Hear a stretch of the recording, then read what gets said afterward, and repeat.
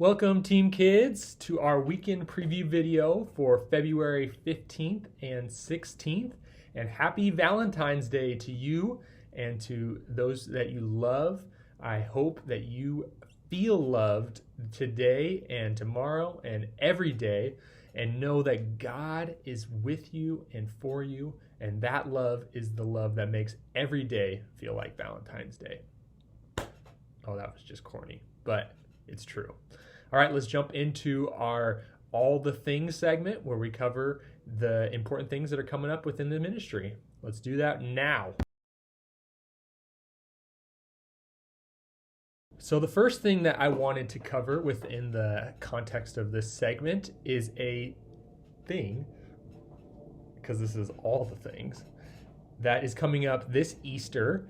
We are going to be doing a segment in the service that is going to have hundreds of different people sharing a segment of their story, which is framed like this: I once was blank, but now I'm blank.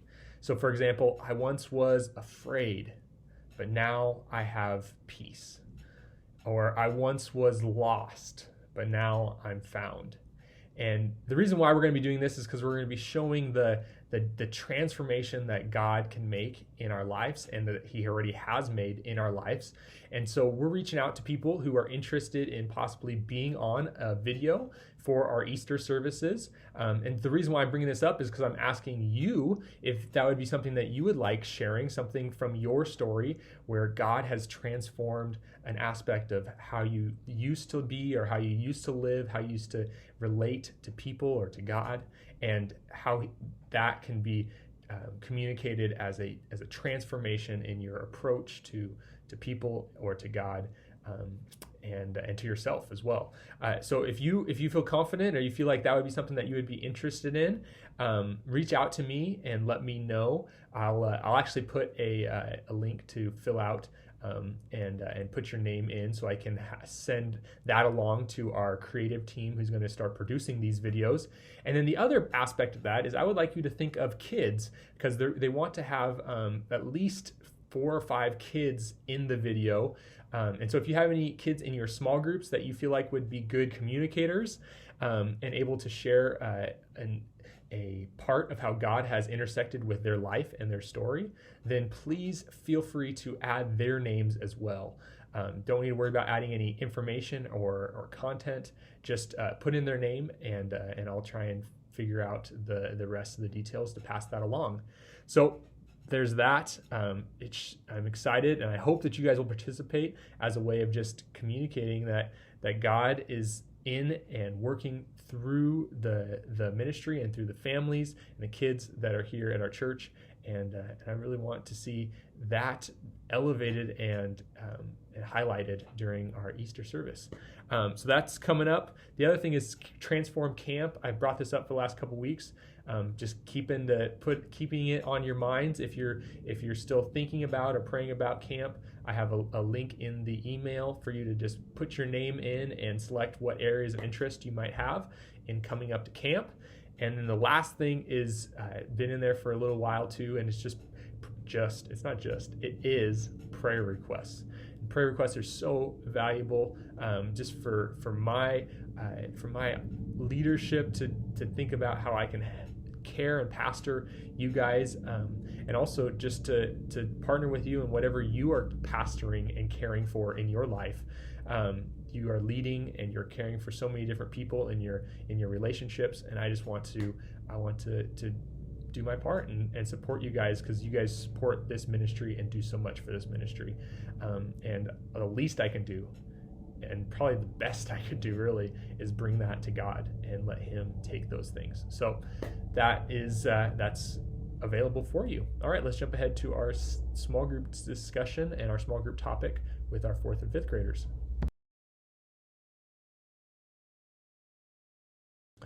All right, 4th and 5th grade leaders, we are going to be finishing out our series that we started at the beginning of this month in the Loop Show called Drama and How to Deal with the challenging relationships that we have in our life.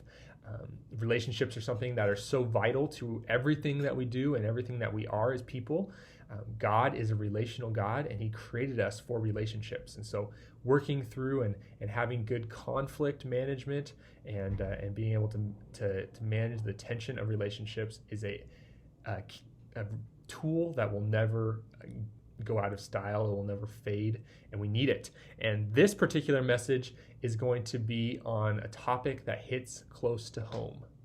Actually, it hits home because we're going to be talking about family drama and why the people that we're closest to tend to aggravate us and frustrate us and bring out the worst in us in our lives. And so we're going to see what ways we can handle and what ways we can grow in our relationships with our families, and what attributes of God that we can look to that help us to take on those challenging relationships that we have in our life. The focus is going to be on the attribute of love and how we put on the love of Christ, how Jesus has reminded us that we are messy, that we have sin and so many things that cause us to be unlovable, but Jesus doesn't treat us in that way. He chose to take away the barrier of our own sin and messiness, and to come and to engage us and pursue us, even though we didn't deserve it.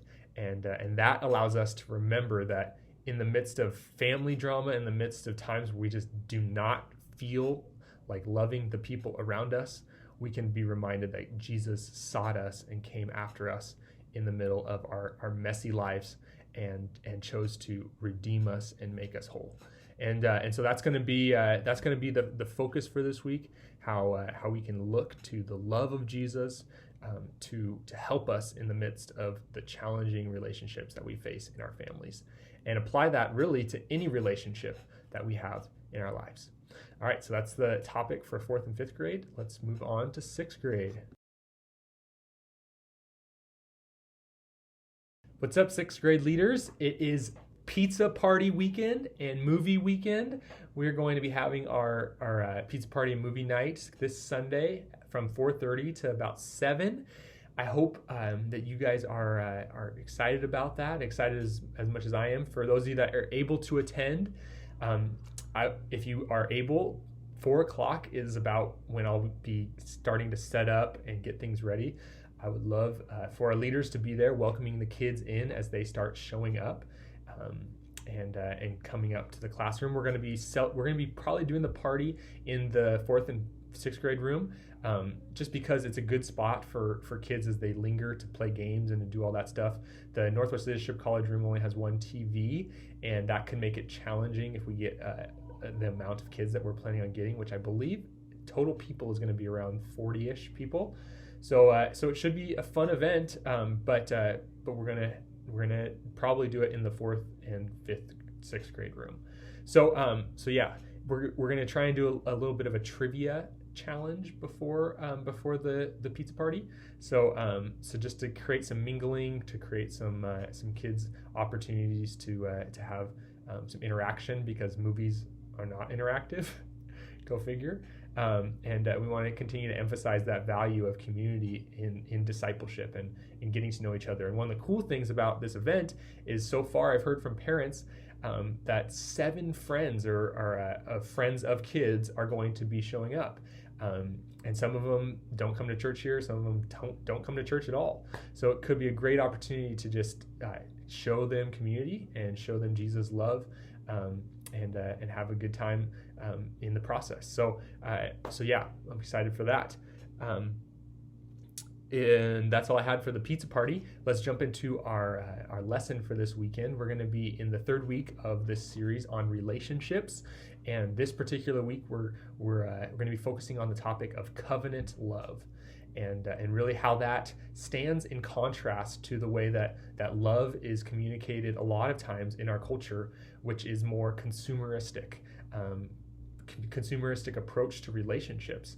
Just basically meaning if this relationship isn't fulfilling my needs and my desires, I'm out. I'm done. If I'm not feeling it, it's not going to work. And one of the common phrases that you hear is that this relationship is just not working for me. I'm not feeling the way I used to feel, and that's a challenge to relationships, and it's in contrast with a lot of the deep relationships we see in the Bible. And so we're going to look at an example of that in the story of Ruth and Naomi, and how they persevered in that relationship, how Ruth chose to stay with Naomi in spite of the fact that it was going to cause her, it was going to cause a sacrifice, it was going to cause suffering, it was going to cause pain for her, and also the possibility of not experiencing life in a way that was about, like, in that culture, having a husband would have been a sense of not only of relational fulfillment, but it was a sense of security. And so she was losing that security and trusting that she basing her life on the word of her commitment, and God honored that commitment. And so we're going to be looking at that story. It's a really cool story, and it also just reminds us of this importance of that there needs to be two sides to each relationship. Feelings are good, but they shouldn't be the only thing that we look to in relationships. We should also be committing with our words and our lives to certain relationships. We need to emphasize that not every relationship is a covenant relationship. The deepest relationships that we have in life are going to get there, but yet those are some of the most fulfilling relationships that we will have. And we need to persevere in those through the times and through the seasons of significant emotional pain and significant just loss and lack of feeling the emotion, I guess, that our culture connects with love. And so that's going to be the topic for this weekend. I'm rambling. I'm talking way too much. But anyway, that's what the focus will be. I will see you guys this weekend. Talk to you later.